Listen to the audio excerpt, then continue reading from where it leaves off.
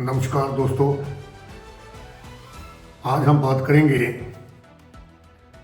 Designation the retired central armed police force personal. जैसे कि आपको पता है कि मिति 23 नवंबर 2012 को मिनिस्ट्री ऑफ होम अफेयर ने एक आदेश पारित किया था जिसमें x central armed police force personal के जो रिटायरीज हैं उनको एक्स CAPF का जो दर्जा दिया गया था, डिक्लेयर किया गया था।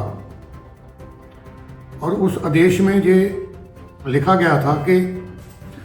सभी स्टेट गवर्नमेंट्स जो हैं, जो यूनियन टेरिटरीज हैं, वो सेंट्रल आर्म्ड पुलिस फोर्स के जवानों को वो सारी सहूलतें दें जो सहूलतें एक्स सर्विसमैन जो आर्मी के, नेवी के या एयरफोर्स के होते हैं उनको मिलती है।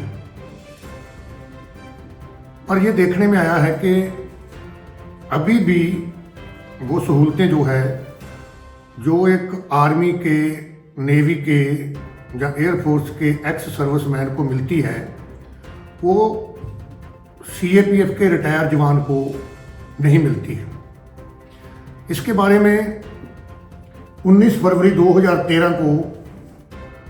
MHA के home secretary Shri RK Singh साहब ने भी सभी स्टेट के चीफ सेक्रेटरीज को इंस्ट्रक्शन दिया था कि CAPF के रिटायर जवानों को वो सारी सहूलतें दी जाएं जो कि आर्मी, एयरफोर्स और नेवी के रिटायर एक्स सर्विसमैन को दी जाती है। उसके बाद 7 फरवरी 2020 को भी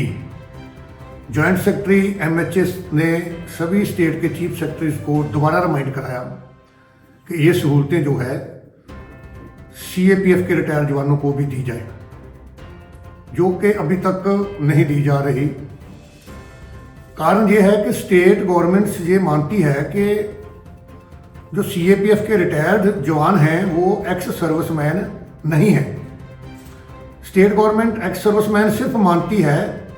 आर्मी के रिटायर जवान को, नेवी के रिटायर जवान को और एयरफोर्स के रिटायर जवान को, जबकि भारत की सुरक्षा जो है उसकी असली ताकत जो है वो आर्मी नहीं है बल्कि CAPF के जवान हैं जो 24 आवर्स देश की सरहदों पर तैनात रहते हैं, सुरक्षा करते हैं, इंटरनल सिक्योरिटी ड्यूटी करते हैं, नक्सलवाद एरिया में ड्यूटी करते हैं, VIP सिक्योरिटी ड्यूटी करते हैं, सेंसिटिव एयरपोर्ट्स, बंदरगाहों पर ड्यूटी करते हैं, हाई एल्टीट्यूड में, पहाड़ों में ड्यूटी करते हैं। तो वो सहूलतें फिर CAPF के रिटायर जवान को क्यों नहीं दी जाती? अभी एक मामला सामने आया था जिसमें Punjab and Haryana high court ने एक BSF के जवान को, जिसने के एक्स CAPF के कैंडिडेट की तरह अप्लाई किया था, और उसको रिजेक्ट कर दिया गया कि आप एक्स सर्विसमैन नहीं हैं। जब ड्यूटी जो है CAPF जवानों की इतनी हार्ड ड्यूटी है, 24 घंटे बॉर्डर पे ड्यूटी है, पहाड़ों में ड्यूटी है, नक्सलवाद एरिया में ड्यूटीज है, अपनी जानें कुर्बान करते हैं, देश की सुरक्षा करते हैं, तो फिर उनको एक्स सर्विसमैन का दर्जा या एक्स सर्विसमैन के जो बेनिफिट्स हैं वो नहीं दिए जाते। इवन ये भी देखने में आया है कि जो स्टेट गवर्नमेंट कोई पोस्ट के लिए एडवर्टाइजमेंट निकालती है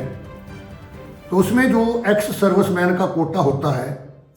उसमें एक क्लियर शब्दावली बरती गई होती है कि एक्स सर्विसमैन जो आर्मी से, एयरफोर्स से या नेवी से रिटायर आए हैं वो ही इस पोस्ट के लिए अप्लाई कर सकते हैं। और उसके साथ ये भी लिखा होता है कि BSF, CRP, ITBP, CISF, SSB के रिटायर जवान जो हैं वो इस पोस्ट में अप्लाई नहीं कर सकते। ये एडवर्टाइजमेंट में क्लॉज को मेंशन किया जाता है। हमारा कहना है कि हमारे को जब मिनिस्ट्री ऑफ होम अफेयर ने एक्स CAPF का डेजिग्नेट किया गया है, दर्जा दिया गया है, और मिनिस्ट्री ऑफ होम अफेयर से ये इंस्ट्रक्शनें बार बार दी जाती है स्टेट गवर्नमेंट को कि CAPF के रिटायर्ड जवानों को वो सारी सहूलतें दी जाए जो कि डिफेंस फोर्सेस के रिटायरीज को दी जाती है, पर स्टेट गवर्नमेंट्स फिर भी वो सहूलतें नहीं देती। कई जगह में ये भी देखने में आया है कि कहा जाता है कि CAPF के जवान तो 60 साल नौकरी करके आते हैं, इसलिए वो 60 साल से बाद एलिजिबल नहीं है। तो हम जहाँ ये बताना चाहते हैं कि मैक्सिमम CAPF के जो जवान हैं वो अपनी घरेलू प्रॉब्लम्स की वजह से 20 साल नौकरी करके वॉलंटरी रिटायरमेंट आ रहे हैं। अगर एक जवान जो है CAPF में 18 साल का भर्ती होता है तो 20 साल नौकरी करने के बाद उसकी एज 38 ईयर हो जाती है, तो उसको क्यों नहीं स्टेट गवर्नमेंट की पोस्ट के लिए एलिजिबल माना जाता, जो कि वॉलंटरी रिटायरमेंट इसलिए आता है कि मैं अपनी घर की प्रॉब्लम को देख सकूं, अपने स्टेट में रह के, अपने डिस्ट्रिक्ट में रह के अपने परिवार को देख सकूंगा, और मेरे को भी चांस मिलेगा कि स्टेट गवर्नमेंट में मैं जॉब करूं, क्योंकि गवर्नमेंट ऑफ इंडिया ने डिक्लेयर किया है कि CAPF के जो रिटायरीज हैं वो ex-CAPF का उनको दर्जा है। पर जब वो वॉलंटरी रिटायरमेंट आया CAPF का जवान स्टेट गवर्नमेंट में जिस एलिजिबिलिटी के मुताबिक अप्लाई करता है तो उसकी एप्लीकेशन को रिजेक्ट किया जाता है, यह कह के कि आप एक्स सर्विसमैन नहीं हैं। तो बड़े दुख की बात है कि CAPF के जवान जो है आए दिन शहीदियाँ प्राप्त करते हैं, आए दिन जख्मी होते हैं, ID ब्लास्टों में जख्मी होते हैं। बॉर्डर सिक्योरिटी फोर्स ने ऑपरेशन सिंदूर में अच्छा काम किया है। हमारे माननीय गृह मंत्री बार बार अपनी स्पीच में बोल रहे हैं कि CAPF के जवानों का जो काम है बहुत बढ़िया है, तो फिर हमारे को एक्स सर्विसमैन का दर्जा देने में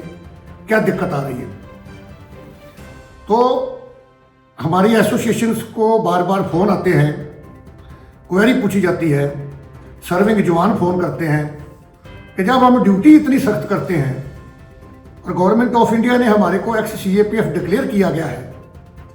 और स्टेट गवर्नमेंट हमारे को एक्स सर्विसमैन नहीं मान रही है, तो इसमें हमारी क्या गलती है। हम लोग जब वॉलंटरी रिटायरमेंट आते हैं 20 साल नौकरी करके, हमारे को क्यों नहीं मौका मिलता स्टेट गवर्नमेंट में सर्विस करने का। तो हम माननीय प्रधानमंत्री जी से और माननीय गृह मंत्री जी से बेनती करते हैं कि कृपा करके इस पॉइंट को, इस मुद्दे पर विचार किया जाए, और जो आपने ये आदेश निकाला है 23 नवंबर 2012 को कि CAPF के रिटायर जवानों को ex-CAPF घोषित किया गया है, इसकी अमेंडमेंट निकाली जाए और CAPF के रिटायर जवानों को एक्स सर्विसमैन का दर्जा दिया जाए। उसमें क्लियर कट एक्स सर्विसमैन लिखा जाए और ये सख्त निर्देश दिए जाए स्टेट गवर्नमेंट्स को कि CAPF के जवानों को जो रिटायर आते हैं उनको एक्स सर्विसमैन माना जाए और उनको वो सभी सहूलतें दी जाए, सभी वेलफेयर्स दिए जाए जो कि आर्मी, नेवी और एयरफोर्स को स्टेट गवर्नमेंट की तरफ से दिए जाते हैं। और ये भेदभाव ना रखा जाए कि CAPF के जो रिटायर जवान हैं वो ex-CAPF पर्सनल हैं, एक्स सर्विसमैन नहीं है। ये जो क्वेरी है इसको दूर किया जाए, और मैं पूरी आस से एक बोलना चाहता हूँ कि माननीय गृह मंत्री जी हमारी इस बेनती को जरूर स्वीकार करेंगे और ये अमेंडमेंट निकालेंगे ताकि ex-CAPF सर्विसमैन जो है वो एक्स सर्विसमैन माने जाए और स्टेट गवर्नमेंट जो है उनको सारी सहूलतें जो प्रदान करें जो कि डिफेंस फोर्सेस के जवानों, रिटायरीज को दी जाती है। जय हिंद।